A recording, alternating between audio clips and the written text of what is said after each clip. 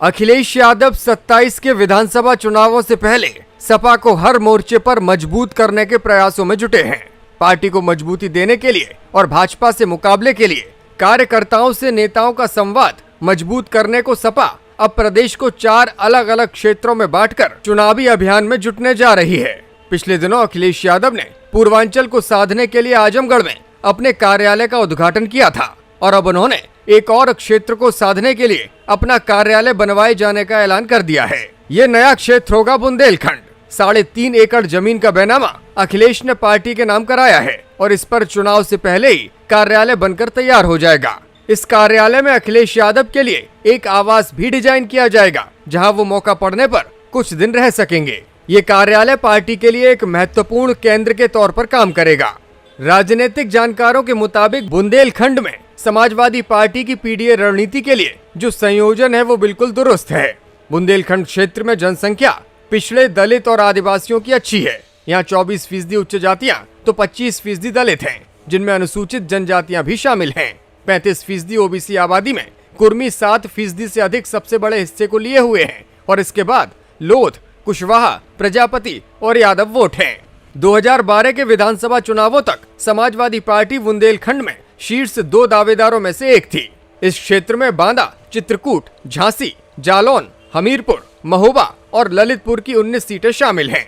Samajwadi party ने 2012 में यहां से 5 सीटें जीती थीं। हालांकि 2017 के चुनावों में भाजपा ने ये सभी सीटें सपा से छीन ली। 2024 के लोकसभा चुनावों में समाजवादी पार्टी ने बुंदेलखंड में वापसी की है। इंडिया गठबंधन ने इस क्षेत्र की 4 में से 3 लोकसभा सीटें जीती हैं।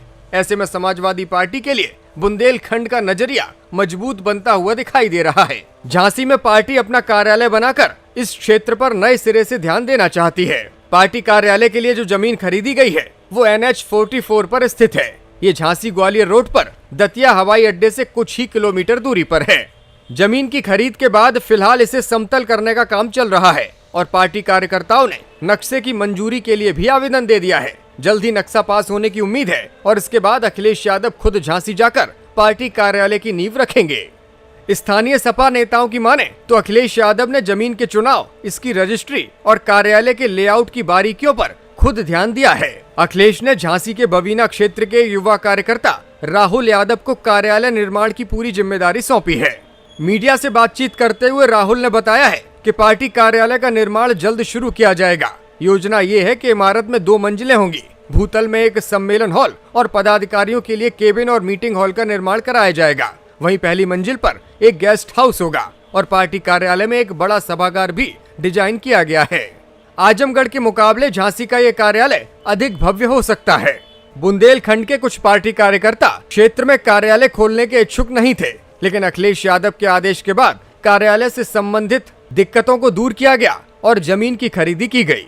1992 में पार्टी की स्थापना के बाद से ही झांसी में अब तक समाजवादी पार्टी को अपना स्थायी पता नहीं मिला था। पार्टी चुनावों के दौरान किराए के आवासों और होटलों में कार्यालय चलाती थी। अखिलेश यादव इसको लेकर खुश नहीं थे और जब भी वो झांसी आए, पार्टी नेताओं से कहा कि कम से कम यहाँ महानगर कार्यालय तो बनाइए।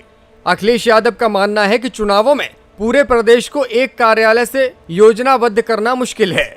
ऐसे में हर क्षेत्र में एक कार्यालय होना चाहिए और इसी कड़ी में झांसी के कार्यालय का निर्माण कराया जा रहा है। दरअसल समाजवादी पार्टी राजधानी स्थित अपने मुख्य कार्यालय से अवध क्षेत्र के चुनावी तैयारियों को मजबूती देना चाहती है। साथ ही पश्चिमी यूपी की सियासी पैंतरेबाजी के लिए सैफई का कार्यालय चुना गया है। पूर्वांचल के लिए आजमगढ़ में कार्यालय तैयार हो ही चुका है और अब बुंदेलखंड क्षेत्र में झांसी में कार्यालय बनाए जाने की तैयारियां पूरी हो रही हैं।